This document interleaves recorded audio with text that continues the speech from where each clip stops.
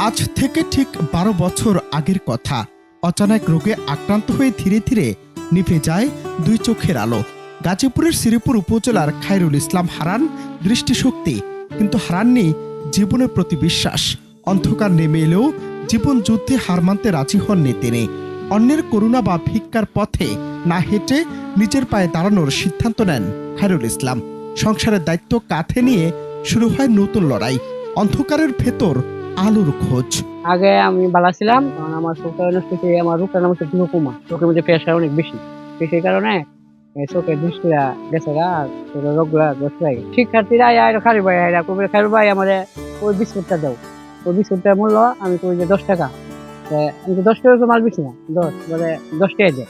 আর যদি 20টা লুট দেয় তাহলে ওইটা আর আমি আলাদা তুই 10 টাকা ঘুরাই দিই। শিক্ষার্থীরা একটা সত কথা কই, তোমার মিথ্যা কথা কোনো সময় কোনো স্যারেরা কই দিতে খায়রুল ভাই মিথ্যা কথা কোনটা না, এবং অন্য কেউ মিথ্যা কথা কোনটা। জীবিকার সন্ধানে খায়রুল ইসলাম বেছে নেন এক ব্যতিক্রমী পথ। বাড়ির পাশে শুরু করেন ছোট একটি দোকান, নাম দেন সততা স্টোর। এই দোকানে নেই কোনো ক্যাশিয়ার, নেই দাম হাকডাক। ক্রেতারা নিজেরাই প্রয়োজনীয় জিনিস নেন, নিজেরাই হিসাব করে টাকা রেখে যান। সবচেয়ে আশ্চর্যের বিষয়, এখানে কখনো হিসাবের গরমিল হয় না।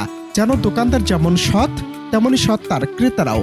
সততার উপর ভর করেই দাঁড়িয়ে আছে এই দোকান।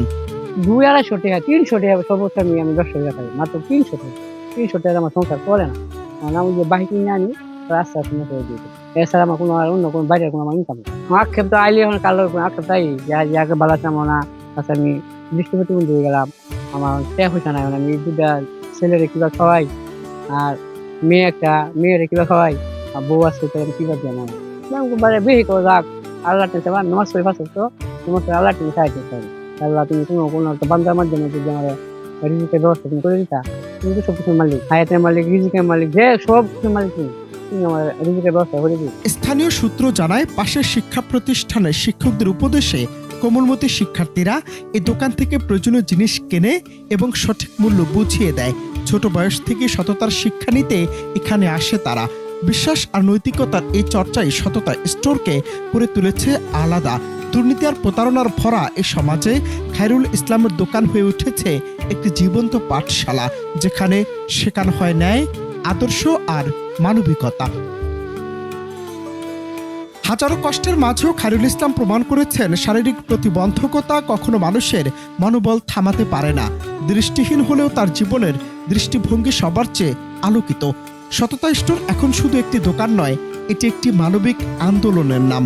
প্রশ্ন উঠেছে, যে সমাজে প্রতারণা নিত্যদিনের সঙ্গী, সেখানে গিয়ে খায়রুল ইসলামের সততা আমাদের নতুন করে ভাবতে শেখায় না?